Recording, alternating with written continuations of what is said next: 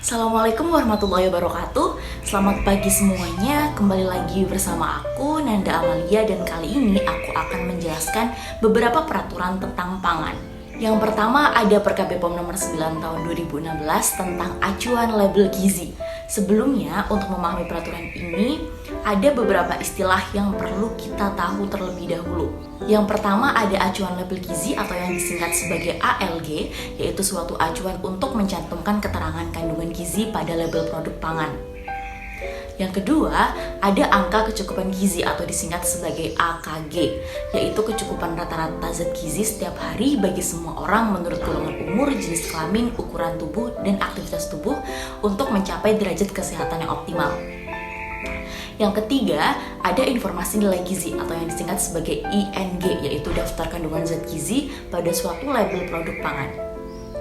Nah, jadi dari ketiga istilah tersebut memiliki hubungan di mana acuan label gizi atau ALG itu digunakan untuk menghitung persentase angka kecukupan gizi dalam pencantuman informasi nilai gizi dan perhitungan persyaratan klaim pada label pangan olahan.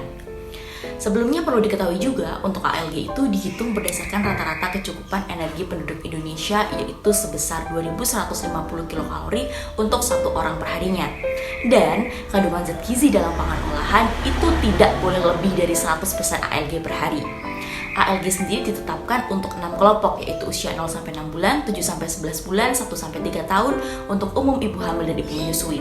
Pada dua halaman terakhir dari peraturan ini terdapat lampiran tabel acuan label gizi pangan olahan yang nantinya digunakan untuk menghitung persentase AKG atau yang biasa dikatakan sebagai acuan untuk mengetahui jumlah kebutuhan zat gizi dalam sehari sesuai kelompok.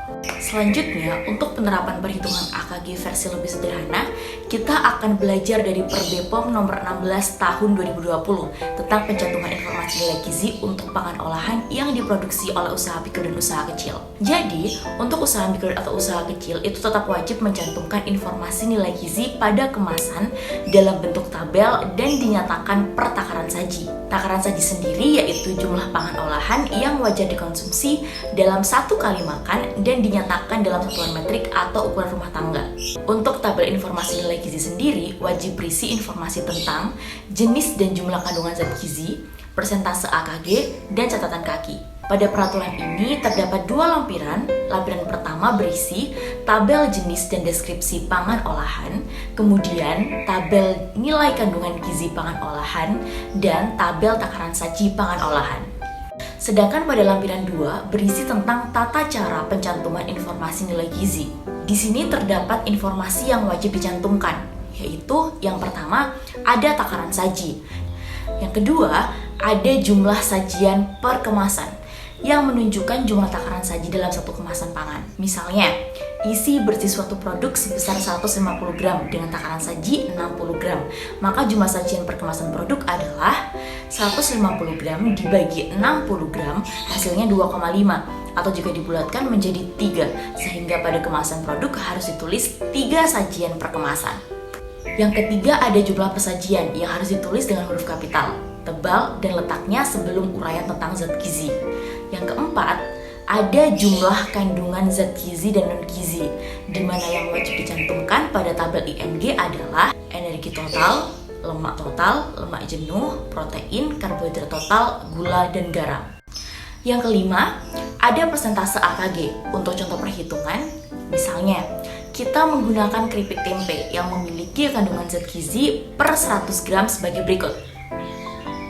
Jika takaran sajinya ditetapkan sebesar 20 gram, maka langkah-langkah perhitungannya adalah: pertama, dihitung nilai zat gizi per takaran saji produk dengan rumus sebagai berikut.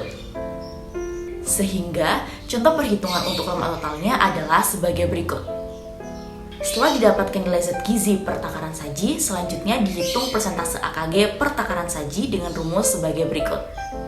Untuk ALG zat gizi mengacu pada Perkab BPOM nomor 9 tahun 2016 khusus untuk kelompok usia umum. Berikut contoh perhitungan untuk lemak totalnya. Terakhir, yang keenam, ada catatan kaki, yaitu informasi yang menerangkan bahwa persentase AKG ditunjukkan dalam ING dan dihitung berdasarkan kebutuhan energi untuk kelompok umum. Contohnya seperti ini. Sehingga, berikut contoh pencantuman AKG pada tabel ING untuk keripik tempe. Dan di bagian akhir peraturan ini juga disediakan format IMG dalam bentuk vertikal, horizontal, dan linear. Setelah membahas peraturan, selanjutnya kita akan membahas tentang SNI. Oke, SNI merupakan standar yang ditetapkan oleh Badan Standarisasi Nasional atau BSN dengan tujuan untuk melindungi konsumen sebagai pemakai produk. Pada penerapannya, ada beberapa produk pangan yang diwajibkan berlabel SNI atau mandatory, dan ada pula yang masih bersifat sukarela atau voluntary. Salah satu contoh produk pangan yang diwajibkan berlabel SNI adalah garam beriodium. Pada file SNI akan berisi standar penetapan syarat mutu suatu produk dan metode ujinya. Untuk garam beriodium, persyaratan mutunya sebagai berikut, di mana terdapat 5 jenis parameter uji, yaitu kadar air, kadar NaCl, bagian tak larut air, kadar iodium, dan cemaran logam untuk kadmium, timbal, raksa, dan aksen. Sedangkan contoh SNI untuk produk pangan yang bersifat sukarela, salah satunya adalah sosis daging.